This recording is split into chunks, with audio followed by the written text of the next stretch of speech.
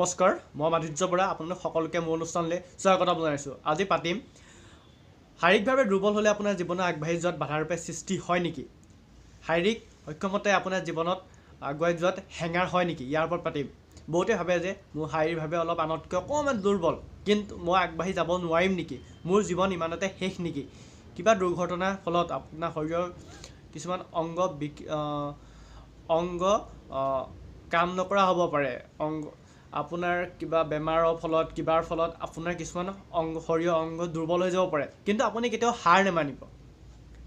আপুনি কেতিয়া মৰিব গম পায়? আপুনি যে ভাবিব মোৰ একো হাতখন ছিগি গ'ল, ভৰিটো ভাগি গ'ল, মই এতিয়া কেনেকৈ জীয়াই থাকিম, মৰি যাম।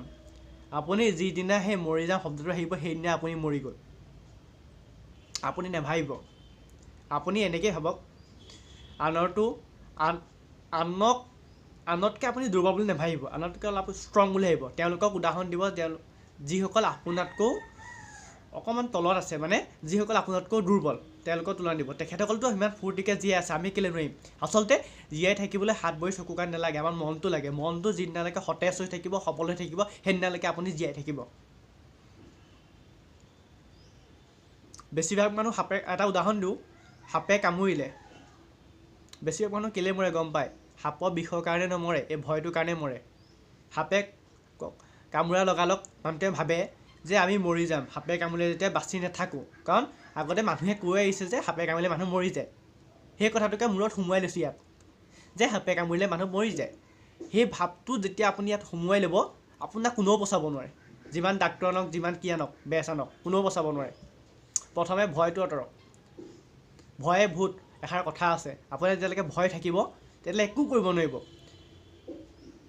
এটা সমীক্ষাত দেখা গৈছে যে সাপে কামোৰা অধিকতম লোক এই ভয়টোৰ কাৰণে মৰে, সাপৰ বিষৰ কাৰণে নমৰে। বিষে শৰীৰত প্ৰতিক্ৰিয়া কৰাৰ আগত মানুহটো ভয়তে মৰি যায়, যে মোৰ সাপে কামুৰিলে মই আৰু জীয়াই নাথাকোঁ। আপুনি প্ৰথমে সেই ভয়টো আঁতৰক। যেতিয়ালৈকে আপুনি ভয়টো নাঁতৰিব, আপুনি একো কৰিব নোৱাৰিব। আপোনাৰ মনটোক নিজৰ কণ্ট্ৰলত ৰাখক। আপুনি যদি শাৰীৰিকভাৱে অকণমান দুৰ্বল, আনতকৈ দুৰ্বল, আপুনি নাভাবিব যে আপোনাৰ জীৱনটো শেষ হৈ গৈছে। কাৰণ এনেকুৱা বহুতো উদাহৰণ আছে, যিসকল মহান লোকে শাৰীৰিকভাৱে অকণমান দুৰ্বল হৈ পৃথিৱীত এনেকুৱা কাম কৰি থৈ গৈছে, তেওঁলোকক হাজাৰ হাজাৰ বছৰ কাৰণেও তেওঁলোকক শাৰীৰিকভাৱে সক্ষম লোকেও প্ৰদান কৰে। বুজি পায়? আমাৰ চকু কাণ নাক চব আছে, হাত ভৰি দুখনো আছে। আমি যিবোৰ কৰিব নোৱাৰোঁ, নাই পৰা এতিয়ালৈকে, অসম্ভৱ একো নহয়, কিন্তু আমি এতিয়ালৈকে যিটো কৰা নাই, তেখেতসকলে তেতিয়াই কৰি থৈ গ'ল, যিসকল শাৰীৰিকভাৱে অলপ দুৰ্বল। আমি শাৰীৰিকভাৱে সবল হৈনো কি কৰিছোঁ? তেখেতসকলক প্ৰণাম কৰিছোঁ। সেইকাৰণে আপুনি ভাগি নপৰিব। যদি আপুনি শাৰীৰিকভাৱে অকণ দুৰ্বল হয়, আপুনি ভাগি নপৰিব যে আপুনি জীৱনত কিবা এটা কৰিব নোৱাৰে। কাৰণ জীৱনত সকলো কাৰণে এটা সুযোগ বা সুবিধা সকলোৱে আহে। আপুনিও ভাগি নপৰিব যে মোৰ হাতখন নাই বা ভৰিটো নাই, অকণমান আনতকৈ দুৰ্বল, মই একো কৰিব নোৱাৰোঁ। তেনেকুৱা একো কথা নাই, অসম্ভৱ বুলি কোনো কথা নাই। মই সদায় কৈ থাকোঁ, আপুনিও পাৰিব। আপোনাৰ প্ৰথমতে মনটো ষ্ট্ৰং কৰক, দৃঢ় সংকল্প কৰক যে ময়ো কৰিব পাৰিম। আপুনি কিয় কৰিব নোৱাৰিব? আপুনিও মানুহ, তেখেতে পাৰিছে যেতিয়া আপুনিও পাৰিব। শাৰীৰিক বাধা কোনো আগুৱাই যোৱাৰ ক্ষেত্ৰত হেঙাৰৰূপে সৃষ্টি হ'ব নোৱাৰে। সকলো আমাৰ মনটোৱে নিয়ন্ত্ৰণ কৰে। আপুনি যেতিয়ালৈকে মনটোক ষ্ট্ৰং নকৰিব, শক্তিশালী নকৰিব, তেতিয়ালৈকে আপুনি জীৱনত আগবাঢ়ি যাব নোৱাৰে। আপুনি এইটো ভাবি লওক যে আনে নোৱাৰিলে, সেইটো নাভাবিব।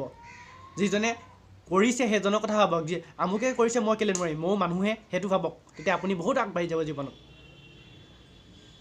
জীৱনত কেতিয়াও নিজকে দুৰ্বল, মই আনতকৈ দুৰ্বল, মই আনতকৈ পৃথক, মই একো কৰিব নোৱাৰোঁ, মানুহে কি কয়, মানুহৰ কথা গুৰুত্ব নিদিব। যিদিনা মানুহে আপোনাক ক'ব এইটো পাগল হ'ল, এইটো কাম নাই, সেইদিনা ভাবিব আপুনি সঠিক দিশত গৈ আছে। এই পাগলবোৰে বহুত ডাঙৰ ডাঙৰ কাম কৰে। অকণমান পাগল হ'ব লাগিব জীৱনত, যদি আপুনি আগুৱাই যায়। আপুনি পূৰা চিধা হৈ জীৱনত আগবাঢ়ি যাব নোৱাৰিব। অকণমান পাগল হ'ব লাগিব, আপুনি কিবা এটা সৃষ্টি কৰিব লাগিব। সৃষ্টিৰ মূৰতে অকণ পাগল আমি লাগিব। সেইটো কথা কোৱা নাই আকৌ, মানুহক মৰিয়াই ফুৰা, কাজিয়া কৰি ফুৰা, সেই তেনেকুৱা টাইপ নালাগে। অকণমান নিজৰ সৃষ্টি হ'ল এটা দিশত অকণমান পাগল আমি লাগিব, তেতিয়াহে আপুনি জীৱনত আগবাঢ়ি যাব পাৰিব। আৰু কেতিয়াও নিজকে দুৰ্বল নাভাবিব। মোৰ কি নাই সেইটো নাভাবিব, আপোনাৰ কি আছে সেইটো ভাবিব। আপুনি কি নাই সেইটো যদি আপুনি ভাবি থাকে, মোৰ আমুকটো নাই, মোৰ আমুকটো নাই, আপুনি ক্ৰমান্বয়ে দুৰ্বল হৈ গৈ থাকিব, কেতিয়াও আগবাঢ়ি নাবাঢ়ে। কিন্তু আপোনাৰ যিটো আছে সেইটো গুৰুত্ব দিয়ক। যিটো নাই সেইটো কথা ভাবি আপোনাৰ সময়টো নষ্ট নকৰিব, মূল্যৱান সময়, কাৰণ সময়ৰো এটা মূল্য আছে। আপোনাৰ যিটো নাই সেইটো কথা বাদ দিয়ক, মনৰ পৰা আঁতৰাই দিয়ক আমুকটো নাই বুলি। আপোনাৰ যিটো আছে সেইটো গুণ ভাল কৰক। আপুনি যিটো আছে সেইটোৰ ওপৰত যদি কাম কৰে, সেইটোৰ ওপৰত যদি কষ্ট হয়, সেই গুণটো আপোনাৰ আগুৱাই গৈ থাকিব। যদিও আপুনি শাৰীৰিকভাৱে দুৰ্বল হয়, আপোনাৰ কি নাই ভাবি থকাতকৈ আপোনাৰ কি আছে সেইটো গুৰুত্ব দিয়ক। প্ৰথমে ভাবক আপুনি কি আছে আৰু সেই দিশটো আপুনি আগুৱাই যাওক। আৰু প্ৰথমে মনটোক ষ্ট্ৰং কৰক, আপুনি যিটো আছে সেইটো দিশত আগবাঢ়ি যাওক। চাব, শাৰীৰিক বাধাই আপোনাৰ জীৱনত আগুৱাই যোৱাৰ ক্ষেত্ৰত কেতিয়াও হেঙাৰ হ'ব নোৱাৰে। কোনো হেঙাৰ হ'ব নোৱাৰে, কোনো বাধা নাই, আপুনিও পাৰিব। মানুহ গৈ মঙ্গল গ্ৰহত পালেগৈ। আজিও আমি নিজৰ মনটোক কণ্ট্ৰল কৰিব লাগিব। এইবোৰ সৰু সুৰা কথালৈ মই ক'ব নোৱাৰো বাদেই দিয়ক, আপুনি সকলো কৰিব পাৰিব। আপোনাক সাহস লাগিব। এই সাহসটো আপোনাৰ মনত যেতিয়ালৈ জীয়াই থাকিব, আপোনাক কোনেও মাৰিব নোৱাৰে। কোনেও মাৰিব নোৱাৰে আপোনাক। এই সাহসটো আপোনাৰ মনত জীয়াই ৰাখক। জীয়াই থকালৈকে আপুনি জীয়াই আছে।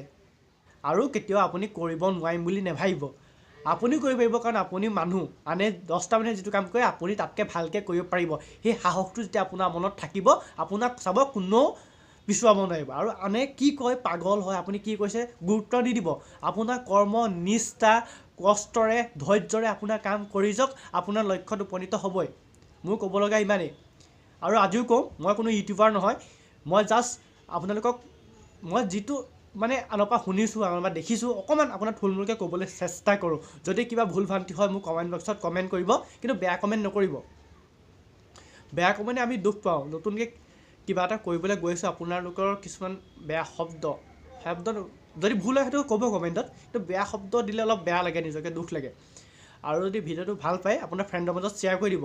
যিসকলে নিজকে দুৰ্বল বুলি ভাবে তেওঁলোকক শ্বেয়াৰ কৰি দিব, যে কোনো দুৰ্বল নহয়। আৰু যদি ভাল পায় ছাবস্ক্ৰাইব কৰি দিব।